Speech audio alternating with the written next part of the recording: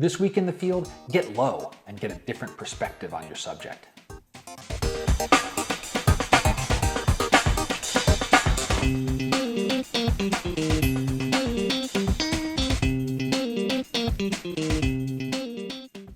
Hi, I'm Scott Davenport, and thanks for joining me in the field. I'm dipping into the archives this week and pulled out some footage I took on last summer's trip to Spain. Now, when I travel, I'm probably like you, and you visit places that are attractions, right? That's one of the reasons that we travel, to see things that are, marvels of our world. And I've talked about this before, it can be a challenge to come away with a photograph that is a little different than your typical walk-up shot of an iconic place. And so when I went to shoot the Torre del Oro in Seville, I struggled with that same problem. There's the tower, and do I just stand there and point at it and shoot? Or do I try something a little different? Well, I tried something a little different, and I got really low to the ground. Let me show you on the maps where the Tower of Gold is in Seville, and some footage from this shoot.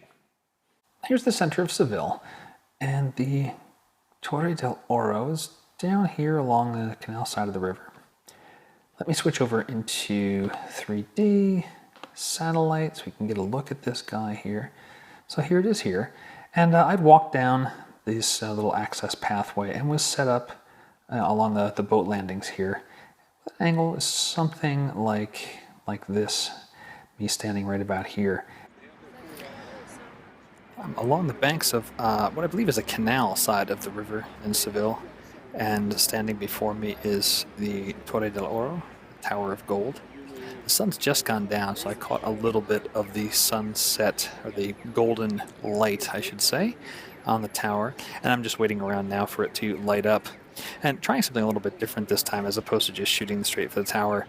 I'm shooting down very low, and so the camera's way down at street level using this, street pylon as a foreground element, and trying to get a little triangulation between this point to the right and the tower itself. I've changed up my composition ever so slightly, really, so I could get this cement post piling boat tie, whatever it is, to rise higher in the frame, so it is coming above this shrub line.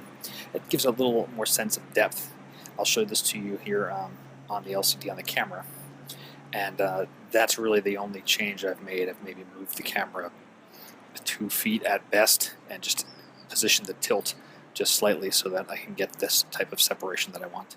You saw I spent a little bit of time tweaking that composition, getting that pylon to rise above a certain horizon cut in the photo.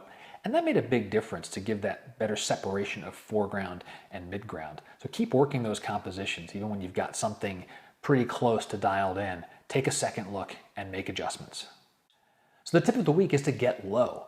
When we're shooting, most of the time our camera is between our eye level and about mid-chest. So anything you can do to get the camera outside of this range is going to give you a different perspective on your photo. And especially for something iconic.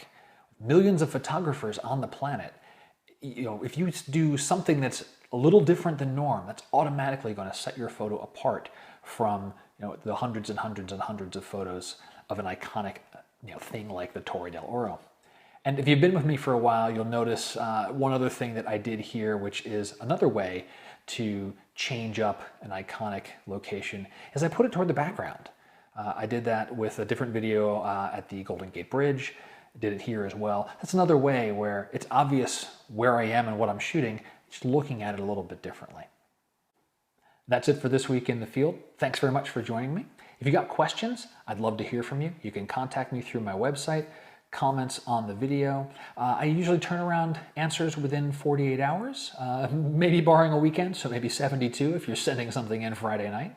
But yeah, I love getting your questions. It makes me think about my photography. Hopefully my answers are helping you, and we can all get better at this together. Until next time, my name is Scott Davenport. Happy shooting.